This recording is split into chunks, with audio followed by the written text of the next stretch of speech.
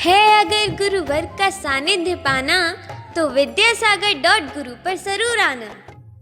और सादगी, simple living and high thinking वाली बात आना चाहिए। ब्रह्मचारियों को मेरा ये आज विशेष रूप से कहना है, वीरनाथ भगवान की निर्वाण तिथि है, कि वे अपने सादगी को भूले नहीं, वैराग्य को भूले नहीं, अपने ड्रेस में चेंजिंग न लाएं।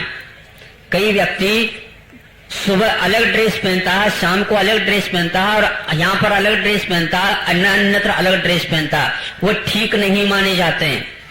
बिल्कुल सादगी, गांधी जी जैसे पहनते थे घुटने तक, उसी प्रकार पहना करे। सादगी उसी में है, फनापन में त्यागी की शोभा नहीं होती। मैं इसलिए कह रहा हूं, लोग कहते हैं कि महाराज आप किसी को कुछ कहते नहीं। मैं कैसे कहता हूं आपको बता तो है ही नहीं, इसलिए आज माइक के ऊपर ही कह रहा हूं कि आप अपनी मर्यादा अवश्य बनाए रखें। त्यागी मर्यादा भंग करता है तो गृहस्थ उससे ज्यादा करता है, क्योंकि उसकी कोई मर्यादा होती ही नहीं। संयम की रेखा तो हमारी रहती है, न कि गृहस्थ की। गृहस्थ हमारे से ये सीख लेता है किसी भी प्रकार से। त्यागी अपने गौरव, अपनी आस्था, अपना मूल्य और अपनी सीमा खोए नहीं। यदि आप समाज को कुछ देना चाहते हैं तो यही है। महाराज जी ने मुझे कहा था कि देखो, ब्रह्मचर्य एक दूसरी प्रतिमा वाला भी होता है तो भी समाज को हिला सकता है।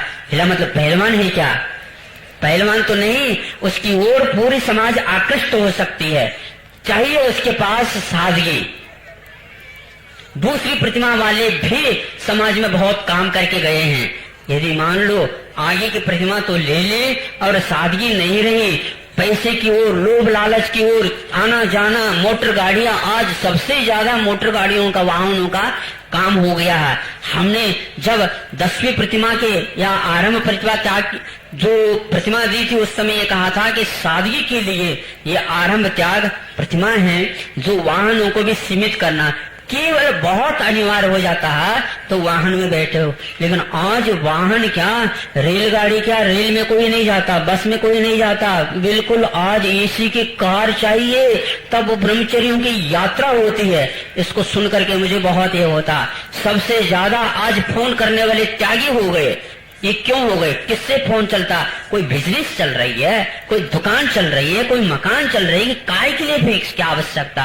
ये सब बातों को मैं इसलिए कह रहा हूँ, त्यागी को तो मैं कह सकता हूँ, गृहस्थों को नहीं कह सकता, क्योंकि अपने पास त्यागी एक नहीं है, बहुत सारे त्यागी हैं। इसलिए अनिवार्य होता है आप अपनी मर्यादा कायम रखिए। महाराज आज क्या हो गया आपको?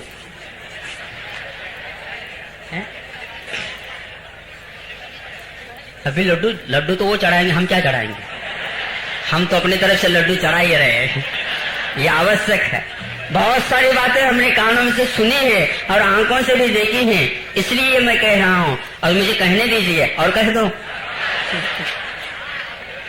हाँ, नहीं, बिल्कुल महाराज जी ने मुझे कहा था, देखो वह वस्त्र पहनना चाहिए जिसके द्वारा किसी भी प्रकार से भीतरी अंग नहीं दिखना चाहिए। हाँ, बिल्कुल उस प्रकार का वस्त्र पहनना चाहिए ब्रह्मचारी को और ब्रह्मचारी और सब लोगों को। और कभी भी उसमें तीनों पाल, रानी पाल वगैरह नहीं लगाना चाहिए। आज निर्वाण लड्डू चलाते समय संकल्प लीजिए आप लोग। यदि नहीं लेंगे तो हम नई बात करेंगे आप लोगों से। हाँ, बिल्कुल, उसमें क्या बात हो गई? हमारे से निर्देशन पालन करना चाहते हो, करो या करके दिखाओ। और ये बिल्कुल ठीक था, मैं ऐसा ही करता था। कोई आ जाता, देखो इस प्रकार करने पे ना, महाराज एक बार आप, मुझे तो जल्दी जल्दी उतारना है मुझे तो जल्दी जल्दी उतारना है, इसको क्या पहनना? ये तो अंग ढकने के लिए है, मर्यादा रखने के लिए है।